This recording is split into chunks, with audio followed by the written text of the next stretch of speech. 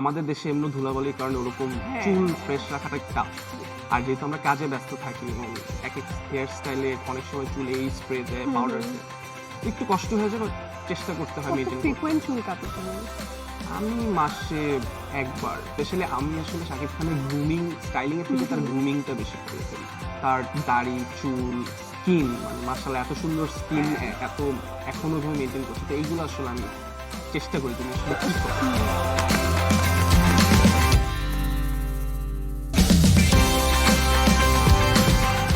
যা সুন্দর তাই ভালো, আর যা ভালো তা দিন দিন হয়ে ওঠে আরো সুন্দর। তরুণ অভিনেতা সাদ সালমি নাওভি দিনকে দিন তার অভিনয় গুণে হয়ে উঠছেন আরো আলোকিত। আর প্রিয় এই অভিনেতাকে সাথে নিয়ে আমি ইন্দ্রাণী শুরু করছি আজকের স্যান্ডালিনার রূপকথা।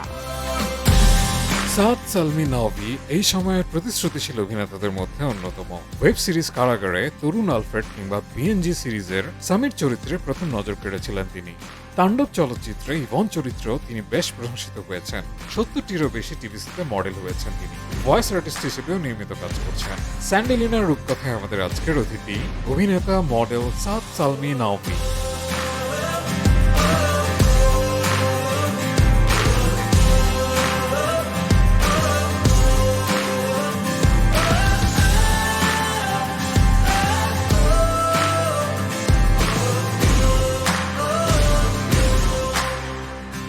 এই নাওভি, কেমন আছো?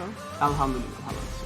আজকে যেহেতু আয়োজনের নাম স্যান্ডালিনা রূপকথা, বুঝতেই পারছো আমরা রূপ, সৌন্দর্য চর্চা এগুলো নিয়ে জানতে চাইবো। তোমার কাছে একজন মানুষকে কখন অনেক সুন্দর মনে হয়? বাহ্যিকভাবে যদি হয় তাহলে হচ্ছে কালার সেন্স, চুল, বা নিজেকে আসলে কিভাবে প্রেজেন্ট করে, মানে সবসময় তো আসলে ভালো কাপড় পরা বা মানে ইটস দ্য পার্সোনালিটি। আমার কাছে আসলে মনে হয় যে পার্সোনালিটিটা বেশি ইম্পর্টেন্ট রাদার দেন আসলে কি পড়ছি বা কিভাবে পড়ছি। ক্যারিয়ারের তো লম্বা একটা সময় পার করলে, বেসিক্যালি তুমি তোমার শুরুটা হয়েছে বিজ্ঞাপন দিয়ে, তারপরে নাটকে। তো দুটো কাজেই যেমন নিজেকে প্রেজেন্ট করার জায়গাটা থাকে ডিফারেন্ট, ওই দুটো জায়গা থেকে বাইরে এসে যখন একেবারে নিজের স্টাইল স্টেটমেন্টটা তুমি তৈরি করো, সে সময় কোন কোন জিনিস তোমার মাথায় থাকে? আমি আসলে এই জিনিসগুলো সবসময় অনেক সেপারেট রাখি, মানে আমার নিজের যে পার্সোনাল যে স্টাইলিং বা যেটা আমি ফলো করি ওইটা আসলে সবসময় আলাদা থাকে। কিছু কিছু ক্যারেক্টারে যখন থাকে, যখন আমার কাছে মনে হয় যে আচ্ছা না এটাতে আমার কিছু স্টাইল আমি অ্যাপ্লাই করতে, ওগুলাতে করি। কিন্তু এছাড়া আমি আসলে যখনই কোনো ক্যারেক্টার পাই, ওই ক্যারেক্টারটাকে আমি আসলে অনেক জায়গা থেকে রেফারেন্স হিসাব করে তারপর আমি আসলে কস্টিউমগুলো চিন্তা করি। তো ওটা ওরকম খুব একটা প্রবলেম হয় না, বাট ওই একই টাইপের ক্যারেক্টার যখন পেয়ে যাই, যে ছেলেটা হয়তো আমার মতোই হয়তো ওর ব্রটআপটা, তো তখন হয়তো একটু কিছু নিতে হয় নিজের জায়গা থেকে। সময় বদলে যায়, কিন্তু আভিজাত্যের মানে একই থেকে যায়। স্মরণের ছোঁয়ায় তোমার উপমায় বদলে দিলে যে আমার। স্যান্ডেলিনা সো, রূপচর্চায় আভিজাত্য। তোমার ম্যাক্সিমাম কাজই হয় আউটডোর, এবং রোদ, বৃষ্টি, ঠান্ডা সবই মিলেমিশে একাকার। তো যেটা হয় চুলের তো অনেক ক্ষতি হয়, এবং হেয়ার স্টাইলও এক এক সময় এক এক রকম ভাবে করতে হয়। আলাদা করে চুলের যত্নে কিভাবে কি সময় দাও? মোস্টলি আমি চুলটাকে ভালো মতো ওয়াশ করার চেষ্টা করি, শ্যাম্পু ছাড়া। বিকজ রেগুলার শ্যাম্পু ইউজ করলে যেটা একটা মানে আমাদের একটা প্রবলেম হচ্ছে, আমরা মনে করি যে শ্যাম্পু দিলে চুল পরিষ্কার থাকবে, বাট এটা আসলে ভুল। শ্যাম্পু দিলে চুলের যে ন্যাচারাল অয়েলটা থাকে ওইটা বের হয়ে যায়। সো আমি ওরকম এত শ্যাম্পু ইউজ করি না, উইকে 2বার বা 3বার ইউজ করি, বাট মোস্টলি চুলটাকে আসলে ফ্রেশ রাখার চেষ্টা করি। আর এছাড়া আমার ফেভারিট অয়েল যদি বলি তাহলে হচ্ছে আর্গান অয়েল, তারপর কিছু সিরাম আছে, ওগুলো আসলে দেওয়ার চেষ্টা করি, তাহলে চুলটা আর কি যতটুকু আসলে ফ্রেশ রাখা যায়। কারণ আমাদের দেশে এমনি ধুলাবালির কারণে ওরকম চুল ফ্রেশ রাখাটা টাফ। আর যেহেতু আমরা কাজে ব্যস্ত থাকি এবং এক এক হেয়ার স্টাইলে অনেক সময় চুলে এই স্প্রে দেয়, পাউডার দেয়, তো একটু কষ্ট হয়ে যাবে, চেষ্টা করতে হয় মেনটেন করতে। ফ্রিকোয়েন্ট চুল কাটো তুমি?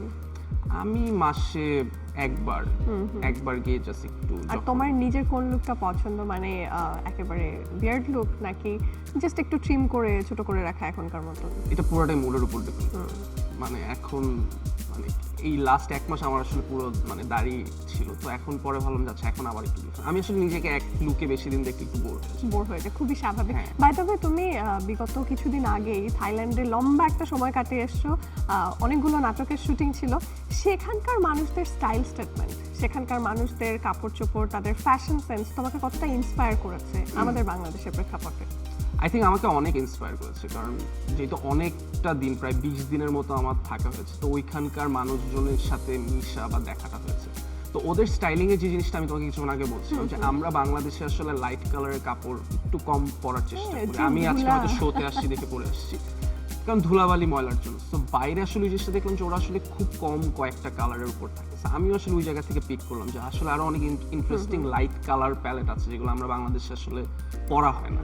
তো আমি আস্তে আস্তে হয়তো দেখবো ওই কালারগুলোর কাপড় যদি পাই তাহলে করবো। মানে থাইল্যান্ডে যারা শুটিং এ যায় তারা তো ভরপুর শপিং করে নিয়ে আসে, ছেলে মেয়ে বোধ। ওইখানে আসলে ছেলে মেয়ের আলাদা ইয়ে থাকে না, তুমি কি কি কিনেছো ওখান থেকে? আমি অনেক অনেক অনেক কিছু কিনেছি। আমি আসলে আমার পুরো ট্রিপে আসলে আমার খরচটা মোস্টলি শপিং এ। ওখানে যেহেতু ওই দোকানগুলো আছে, মানে ব্র্যান্ডেড দোকান বলো হ্যাঁ। বা নন ব্র্যান্ডেড দোকান, প্রত্যেকটা দোকানই আসলে অনেক ডিফারেন্ট কিন্তু অনেক জিনিস আছে। অপশনস থাকে, অনেক অপশন আছে এবং রিজনেবল, মানে অনেক দামি কাপড়ও আছে, অনেক কম দামি জিনিসও আছে। তো আমি অল ওভার সবকিছুই আসলে কিনেছি। জুতা, অনেক জুতা কেনা হয়েছে, তারপর জ্যাকেট, অনেক সুন্দর সুন্দর জ্যাকেট কেনা হয়েছে, মানে ইন্টারেস্টিং জিনিস আসলে কেনা হয়েছে। ওরকম এমন না যে এটা ধরে ধরে কিনছি, যেটা চোখে ভালো লাগছে ওরকম জিনিস আসলে কেনা হয়েছে। শুটিং এর জন্য তো মোটামুটি অনেকগুলো দেশই তাহলে ঘোরা হলো। এটা থাইল্যান্ড তো গেল, তুমি শ্রীলঙ্কা গেছিলে তাণ্ডবের শুটিং করতে। সেখানে শাকিব খানের সাথে তোমার কাজ হয়েছে। শাকিব খানের স্টাইল স্টেটমেন্টের কোন জায়গাগুলো তোমাকে মুগ্ধ করেছে কাজ করতে গিয়ে? স্পেশালি আমি আসলে শাকিব খানের গ্রুমিং, স্টাইলিং এর থেকে তার গ্রুমিংটা বেশি ফলো করি। তার দাড়ি, চুল, স্কিন, মানে মাশাআল্লাহ এত সুন্দর স্কিন, এত এখনো ভাবে মেইনটেইন করছে। তো এইগুলো আসলে আমি চেষ্টা করি যে উনি আসলে কি করে। শ্রীলঙ্কায় গিয়েও কি তোমার শপিং করা হয়েছে? ওভারঅল শুটিং এক্সপিরিয়েন্স, ঘোরাফেরা কেমন ছিল? ওরকম শপিং ওরকম করা হয়নি, কারণ যেহেতু আমাদের মোটামুটি একটু টাইট শুটিং বাট তুমি তো স্কেডিউল 2 ছিল। দিন ছুটি পেয়েছিলে যতদিন। হ্যাঁ, তো তখন আসলে ঘোরাঘুরি করা হয়েছে, শপিংটা আসলে ওরকম করা হয়নি। সময় বদলে যায়, কিন্তু আভিজাত্যের মানে একই থেকে যায়। স্মরণের ছোঁয়ায় তোমার উপমায় বদলে দিলে যে আমার। স্যান্ডেলিনা সো, রূপচর্চায় আভিজাত্য। তাণ্ডবে তুমি জয়া আহসানের সাথেও কাজ করেছো, ভীষণ সুন্দরী এবং সুন্দর মনের একজন মানুষ। তবে যেহেতু কাছ থেকে তোমার সাথে অনেক সময় কাটানো হয়েছে, তাই তো জানতে চাই তোমার কি মনে হয় কেন তিনি এত অনবদ্য, এত সুন্দরী এবং এত graceful? She has a natural charm. মানে কিছু মানুষ থাকে যারা আসলে একটা চার্ম থাকে তাদের মধ্যে, এবং আমার কাছে মনে হয় যে জয়াপু খুব কম বয়সে হয়তো বুঝতে পেরেছে যে তার মধ্যে চার্মটা আছে। তো ওইটাকেই সে আসলে অনেক প্রপারলি ওয়েপেনাইজ করে বা ইউটিলাইজ করে এখনো আছে, এবং আমি জানি আরো সামনেও থাকবে, বিকজ শি নোজ আসলে কিভাবে জিনিসটাকে মানে ইমপ্রুভ করতে হবে। অ্যাডাপ্টিবিলিটি জিনিসটা আসলে জয়াপু আমার কাছে মনে হয় Bangladesh is a very good example যদি অ্যাডাপ্টিবিলিটির বিষয় বলি। তোমার এখন পর্যন্ত যতগুলো প্রজেক্ট, সেখানে আমার খুব ভালো লাগার একটা কাজ হচ্ছে little miss chaos. Because in real life now বিকে যেরকম চার্মিং আমরা দেখি, খুবই প্রাণচঞ্চল দেখি, ওখানেও সেরকম দেখেছি। তো ওখানে দেখেছি তুমি ইউনিভার্সিটি টেরিটরিতে একটা ফুড কার্ট দিয়েছো। ইন রিয়েল লাইফ কি খাবার দাবার নিয়ে কোনো বিজনেস করার প্ল্যান রয়েছে কখন? বিজনেস প্রবাবলি ফিউচারে হয়তো করবো, কারণ সবারই তো আসলে একটা কফি শপ বা একটা রেস্টুরেন্ট দেওয়ার ইচ্ছা থাকে। তো হয়তো ফ্রেন্ডদের নিয়ে একটা রেস্টুরেন্ট দিব, ওইটা হয়তো আবার চলবে না, পরে ব্যবসা বন্ধ হয়ে যাবে। বিজনেসের প্রসঙ্গে যখন আসলেই আমি শুনেছিলাম ফিল্ম নিয়ে তোমাদের একটা প্ল্যান রয়েছে বেশ কিছু ক্লোজ ফ্রেন্ডের। তুমি একটা সময় বিহাইন্ড দ্য ক্যামেরাও কাজ করতে চাও, সেটা নিয়ে ছোট করে যদি একটু বলো। এখন আমরা যারা অনেক দিন ধরে কাজ করছি, আমরা সবাই তো আমাদের প্রত্যেকেরই কম বেশি ক্যামেরার সামনে পিছিয়ে দুই দিকে এক্সপিরিয়েন্স আছে। স্পেশালি যদি অন্যদের কথা বলে, ওদের আরো বেশি আছে আমাদের থেকে। তো আমাদের ওরকম একটা অল ওভার প্ল্যান আর কি আছে যে ফিউচারে এখন তো সবাই সবার মতো কাজ করছে, তো ইভেন্চুয়ালি যখন সবার একটা জায়গা ক্রিয়েট হবে, তখন কিন্তু আমাদের পরিবেশটা আরো বেটার হবে। তখন আমরা হয়তো ফিল্ম বা শর্ট ফিল্ম বা ফিকশন। ফিটনেসের জন্য আলাদা করে কি কি করা হয়, সেটা খাবার কিংবা ওয়ার্কআউট? ওয়ার্কআউটের টাইমিংটা একটু প্রবলেম, কারণ যেহেতু আমাদের শুটিংটা তো আসলে সকালে শুরু হয়, জিমটা ওরকম রেগুলারলি করার সুযোগ হয় না, মাঝে মাঝে করার সুযোগ, বাট যেহেতু জিমটা করা হয় না, তো সেক্ষেত্রে আমি আসলে আমার খাবারের ডায়েটটা আসলে চেষ্টা করি যে কার্বটা একটু কম খাওয়া, বা প্রত্যেকটা খাবার ইনটেকটা যেন থাকে, আর প্রচুর পানি খাই আমি আসলে। নাওভি, এবার একটা জিনিস তোমার কাছ থেকে জানতে চাই, যদিও নিজের কথা মানে সামনে থেকে শুনতে আমি কখনোই অতটা কমফোর্টেবল না, তবুও জানতে চাই, যেহেতু আমরা একসাথে কাজ করেছি, একজন ব্যক্তির সৌন্দর্যতা আসলে শুধু বাহ্যিক জায়গা থেকে হয় না, অভ্যন্তরীণ একটা জায়গা থেকে। ওভারঅল আমার পার্সোনালিটিকে তুমি 10-এ কত দেবে? 7.5 to 8। ওকে, এবং আমার ইমপ্রুভের জায়গাগুলো কি কি? ইমপ্রুভের জায়গা আসলে আমিও তো আসলে ওরকম কোনো বলার স্পেসে নেই যে আমি বলতে পারবো যে এক্স্যাক্টলি এগুলো করলে ইমপ্রুভমেন্ট হবে, কারণ আমিও আসলে অতটুকুই দেখছি যতটুকু কম বেশি হতে পারে। তো ওই জায়গা থেকে কিন্তু আমি বলবো যে যদি আসলে কাজ করতে থাকো, তাহলে আসলে ইমপ্রুভমেন্ট হতে থাকে। আমি আসলে পার্সোনালি এটা বিলিভ করি, কারণ আমি নিজের 5 বছর আগের কাজ যখন এখন দেখি ফেসবুকে, তখন আমি আসলে দেখি যে আমি কি ইমপ্রুভমেন্ট গুলো করছি। So আমার কাছে এটা সবার ক্ষেত্রে আমার কাছে এটাই মনে হয়। আর যদি নিজেকে পার্সোনালিটির বেসিসে মার্কিং করতে বলি, তোমার ব্যক্তিত্বকে 10-এর মধ্যে তুমি কত দেবে? 11। Okay, why not? I love your confidence নাভি, খুবই খুবই ভালো লাগে। তবে এবার একটু আড্ডাবাজি গিয়ারটা চেঞ্জ করব, তোমাকে এবার আমরা নিয়ে যাব আমাদের র্যাপিড ফায়ার রাউন্ডে। কোথায় এটা? এখানে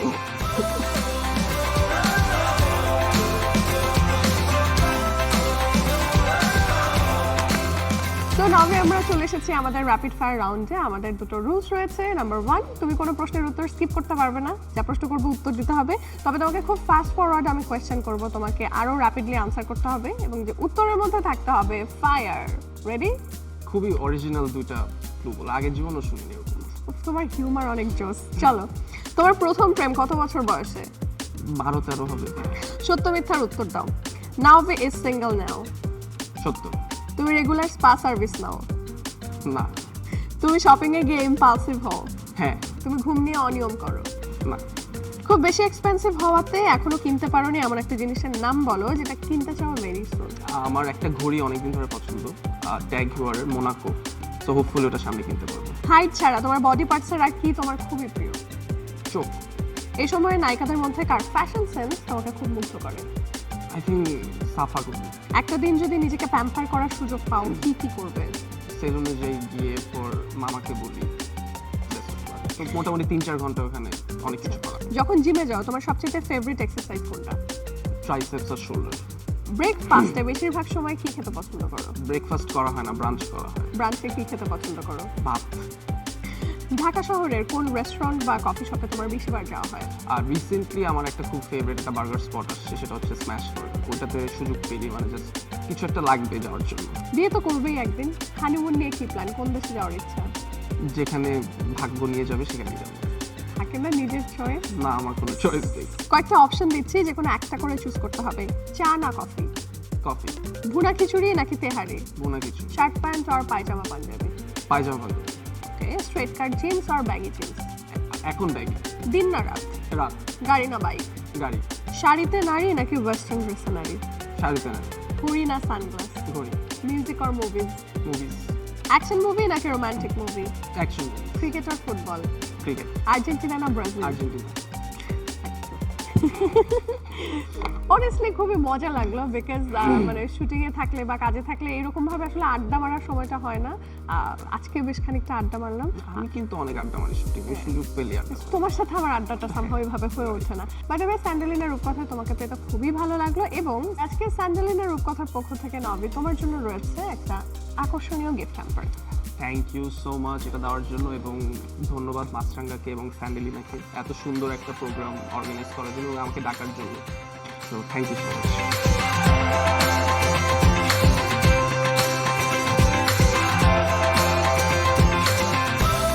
আমন্ত্রণ জানাচ্ছি রূপকথায়, সঙ্গে আছে আমি রাহিমা সুলতানা রিতা। আশা করি ভালো আছেন। আজকাল দেখা যায় যে হেয়ার ফল, এই কথাটা আমি বলবো যে মহিলা পুরুষ উভয়েরই, ছেলে মেয়ে সবারই এটা একটা বড় কমপ্লেন।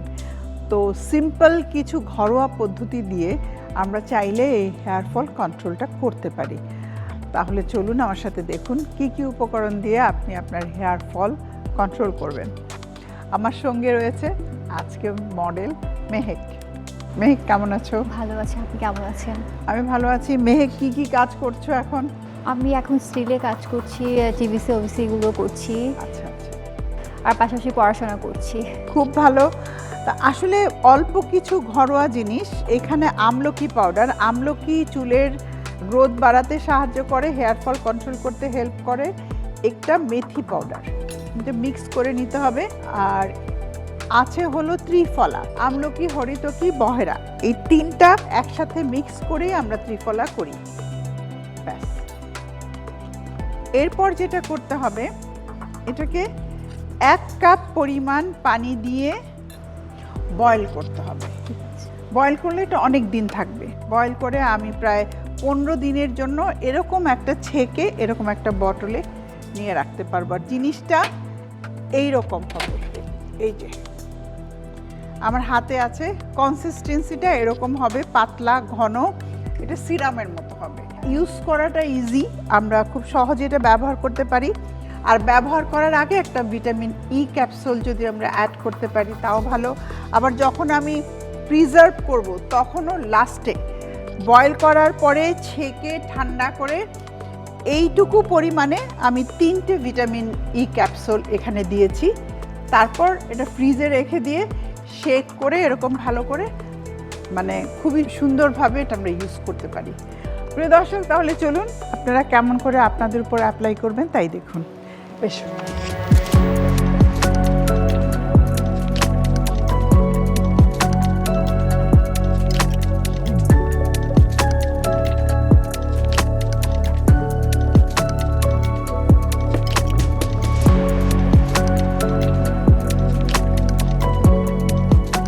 আমি একটা টনিক বানিয়েছি। তুমি যেহেতু তোমরা অনেক ব্যস্ত থাকো, জাস্ট বাইরে থেকে এসে বা শাওয়ার নেওয়ার 1 থেকে 2 ঘন্টা আগে যদি তুমি এটা লাগিয়ে নাও, আমি দেখিয়ে দিচ্ছি কিভাবে লাগবে। তোমার এই পাশের থেকে আমি কিছু চুল নিচ্ছি। ভেরি সিম্পল, আর এটা অয়েলিও হয় না। এই যে এই, এরপর জিনিসটাকে পুরো চুলে যেন গেল কিনা সেটা আমাদেরকে একটু অ্যাসিওর করতে হবে। ভালো করে একটু ম্যাসেজ করতে হ্যাঁ, হবে। ভালো করে ম্যাসেজ করতে হবে এইভাবে। আর মূলত আমাদের চুলের মেইন জিনিসটা হলো স্কাল্পে। স্কাল্পে দেখবে যে তুমি যদি একটা চুল ওঠাও, দেখবে একটা বাল্ব সাদা, ওই যার বাল্ব যত বেশি রকমভাবে হেলদি তার চুল তত ভালো। তো সেই জন্য আমি স্কাল্পে তুমি যেভাবে লাগাবা আমি একটু দেখিয়ে দিচ্ছি। জাস্ট একটা তুলো নিতে হবে, তুলো নিয়ে এই তুমি ঘষে ঘষে ঘষে ঘষে সেকশন করে করে পুরো স্কাল্পে লাগাতে হবে। পুরো স্কাল্পে লাগিয়ে যদি চাও তুমি ওভারনাইট এটা রাখতেও পারো, কোনো প্রবলেম নেই, সকালে তুমি ধুয়ে ফেলতে পারো।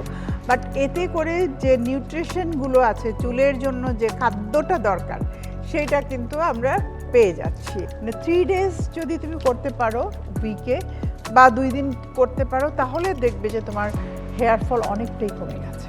ঠিক আছে, এটা অনেক বেশি ফেস করছি। লাগানোর পর যেটা করতে হবে, এই রকম, এটা কিন্তু একটা কাঠের চিরুনি। হ্যাঁ, এই ধরনের চিরুনি যদি তুমি পাও তাহলে তো খুবই ভালো। নিম কাঠের চিরুনিটা হ্যাঁ, use নিম করি। কাঠের চিরুনি খুবই ভালো। চাইলে এটা দিয়ে তোমার চুলটাকে তুমি নিজে আঁচড়ে নাও। আঁচড়ালে যেটা হয়, ওই টনিকটা পুরো চুলের গোড়ায় যায় এবং তোমার পুরো মাথার স্কাল্পে খুব ভালো করে লেগে থাকবে। তাহলে দেখা যাবে যে আস্তে আস্তে চুল পড়াটা একটা সময় বন্ধ হয়ে যাবে। আরেকটা জিনিস খুব ইম্পর্ট্যান্ট, ডেলি যদি তুমি মানে অ্যাটলিস্ট 2টো আমলকিও খেতে পারো, দেখা যাবে যে তোমার হেয়ার ফল কমে গেছে। ফ্রেশ আমলকি। তোমাকে অসংখ্য ধন্যবাদ আমাকে সময় দেওয়ার জন্য। আপনাকে অসংখ্য ধন্যবাদ এত সুন্দর একটা ভালো হেয়ার কেয়ার আমাকে শেখানোর জন্য। প্রিয় দর্শক, আপনারা যদি নিয়মিত আমি আজকে যে রেমেডিটা দেখালাম সেটা যদি আপনারা ট্রাই করেন, আশা করি আপনাদের হেয়ার ফল কমে যাবে, চমৎকার ঝলমলে সুন্দর একটা চুল আপনারা পাবেন। ভালো থাকবেন, দেখা হবে আবার।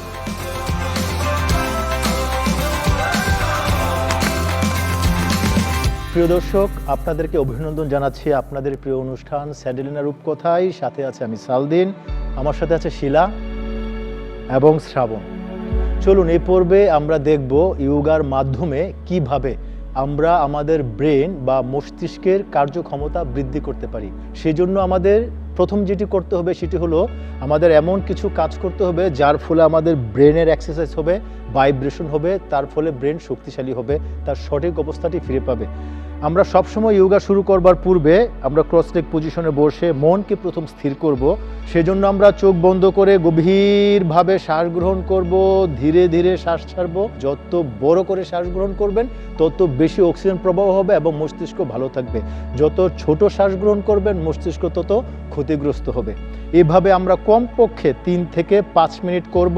তারপর মেডিটেশন করব, মনকে একটি জায়গায় রাখবো। ওটি মেডিটেশনও কমপক্ষে 4 থেকে 5 মিনিট করবার পর আমরা একটি প্রাণায়ামা করব, যেটি খুবই গুরুত্বপূর্ণ ব্রেনের জন্য। যারা স্টুডেন্ট কিংবা যারা অনেক বেশি ব্রেনের কাজ করেন তারা এটা চর্চা করবেন।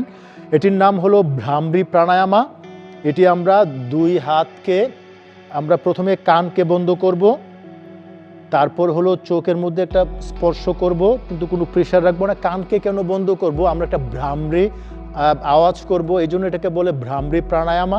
তো ভ্রামরি আওয়াজটা করার ফলে আমি কানটা বন্ধ করে যখন করব, চোখ বন্ধ করে, ব্রেনের মধ্যে এক ধরনের ভাইব্রেশন হবে। ভ্রামরির সাউন্ডটা এরকম, যতটুকু সম্ভব বড় করে শ্বাস গ্রহণ করে আমরা এই সাউন্ডটি করব।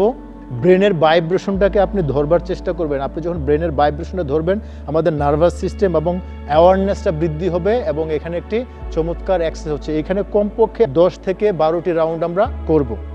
এখন আমরা এখান থেকে মুক্ত হয়ে আমরা কিছু আসন করব, যার ফলে আমাদের ব্রেন ভালো থাকবে। আমরা প্রথম এখান থেকে চাইল্ড পোজ আসনটি করব। আমরা পায়ের পাতাকে ছেড়ে দিব, গোড়ালির উপর রেখে হাঁটু দুটো প্রসারিত করে, হিপটা থাকবে হলো গোড়ালির উপর, গভীরভাবে শ্বাস গ্রহণ করে সমস্ত শরীরকে লেনথেন করে, তারপর ধীরে ধীরে স্পাইনকে লেনথেন করে সম্প্রসারণ করে মাথাটুকু একদম ছেড়ে দিব। প্রিয় দর্শক, এর ফলে কিন্তু আমাদের শরীরের ব্লাড সার্কুলেশন মস্তিষ্কে যাওয়ার ফলে এবং আপনি যখন গভীরভাবে শ্বাস গ্রহণ করবেন, এখানে প্রচুর অক্সিজেন প্রবাহ বৃদ্ধি হবে। আপনাকে একটা বিষয় মনে রাখতে হবে, ব্রেন তখনই ক্ষতিগ্রস্ত হয় বা কার্যক্ষমতা হারায় যখন এখানে যে পরিমাণ অক্সিজেন প্রবাহ হওয়ার দরকার সেটি না হয়। সেজন্য আমরা এখানে কমপক্ষে 1 মিনিট সময় থাকবো, তারপর এখান থেকে ধীরে ধীরে মুক্ত হয়ে আমরা কিছু আসন করব। প্রথম আমরা দাঁড়িয়ে যে আসনটি করব, এই আসনটির নাম হলো পিরামিড। দুপা প্রসারিত করে, হাঁটু দুটো সোজা রেখে, হাতকে সম্পূর্ণ, স্পাইনকে সম্পূর্ণ লেনথেন করে গভীরভাবে শ্বাস গ্রহণ করে ধীরে ধীরে যার যতটুকু সম্ভব সবটুকু নামাতে হবে, এমন কোনো বিষয় নেই। যে যতটুকু পারবো আরামের সাথে মাথাকে নিচে ফেলে দিব। এখানেও কমপক্ষে আমরা 1 মিনিট সময় থাকবো। ঠিক একই প্রক্রিয়ায় আমরা অপর পাশটিও করে নেব। সর্বশেষ আমরা 2টি আসন দেখাবো। শ্রাবণ একটি আসন দেখাবে শোল্ডার স্ট্যান্ড, আর শিলা দেখাবে হলো হেডস্ট্যান্ড। কারণ হেডস্ট্যান্ড আমরা এমন একটি আসন, যে আসনটি মূলত আমাদের ব্রেনে প্রচুর রক্ত চলাচল বৃদ্ধি করে, অক্সিজেন প্রবাহ বাড়িয়ে আমাদের ব্রেনকে ভালো রাখবে। প্রিয় দর্শক, আপনারা যে যেটা পারবেন এটা করবেন। শোল্ডার স্ট্যান্ডও খুবই সহজ, এটা আপনার ওয়ালে সাপোর্ট নিয়েও করতে পারেন। হেডস্ট্যান্ডও ঠিক একই প্রক্রিয়ায় আপনার ওয়ালে সাপোর্ট নিয়ে করতে পারবেন। এর ফলে কিন্তু প্রচুর রক্ত চলাচল আমাদের মস্তিষ্কে, বিশেষ করে ক্রাউনে হচ্ছে। এখানে আমরা কমপক্ষে যতটুকু সময় থাকতে পারি থেকে তারপর ধীরে ধীরে হাঁটু ভাঁজ করে আমরা এইভাবে রিল্যাক্স হয়ে সম্পূর্ণ শবাসনায় সম্পূর্ণ বিশ্রাম নিব, পাকে প্রসারিত করব। প্রিয় দর্শক, ব্রেনকে ভালো রাখতে হলে এই প্রক্রিয়াটির পাশাপাশি আপনাকে সবচেয়ে বেশি মনোযোগ দিতে হবে, সেটি হলো কোনোভাবেই নেগেটিভ চিন্তা করা যাবে না। পজিটিভ চিন্তা করুন। সবচেয়ে শ্রেষ্ঠ সম্পদ মস্তিষ্ক এবং এই দেহ, এটিকে বাঁচান। প্রিয় দর্শক, আগামী পর্ব দেখবার আমন্ত্রণ জানিয়ে আজকের মতো এখানে শেষ করছি। ভালো থাকুন, সুস্থ থাকুন, আমাদের সাথেই থাকুন।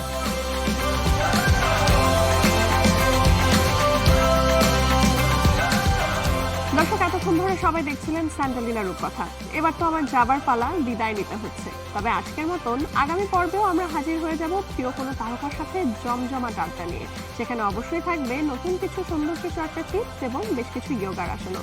সে পর্যন্ত সবাই ভালো থাকুন, সুস্থ থাকুন, নিরাপদে থাকুন। দেখতে থাকুন মাছরাঙা টেলিভিশন।